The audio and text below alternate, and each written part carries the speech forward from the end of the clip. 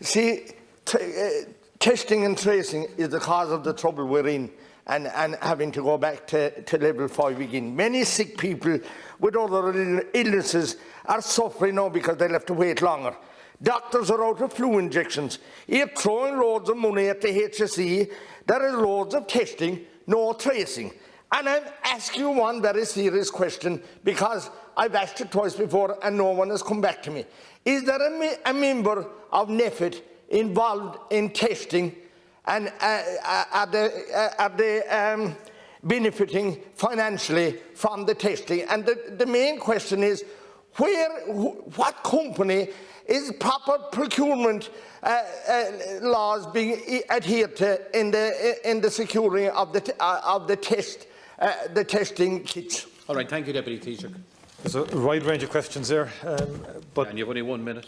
Yeah, first of all, on the antigen testing, which was the original question asked by Deputy Muraku, the HEQA produced a major study on this.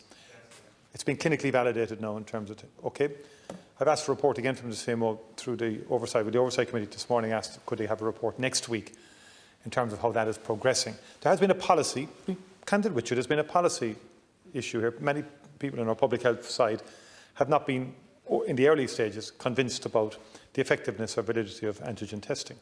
Other countries have adopted it. I mentioned earlier in early exchanges that.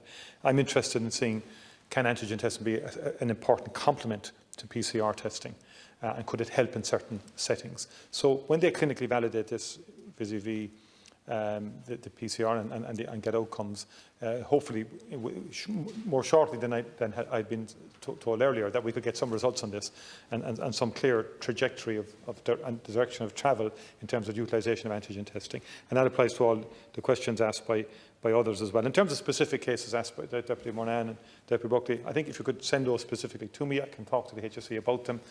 There was, like I said it this morning, 95% they are meeting all testing demand, and 95% are within the time limits in terms of the testing. The community tracing came under enormous pressure last week. We're now doing 115,000 tests, Deputy Healy-Rae mentioned. We're about the 11th highest in the world now in terms of testing. We're testing a lot, far more than we tested before. Sorry? Not adequate tracing all the year. The tracing has... No, sorry, the community tracing has improved dramatically as well. There's far more people working in community tracing now than there would have been. But when the community transmission gets to the level it gets, and it's very high in the last number of weeks, they've now said, the HSE are saying they can deal with 1,500 positive cases a day from next week onwards. Thank you. We have to move on.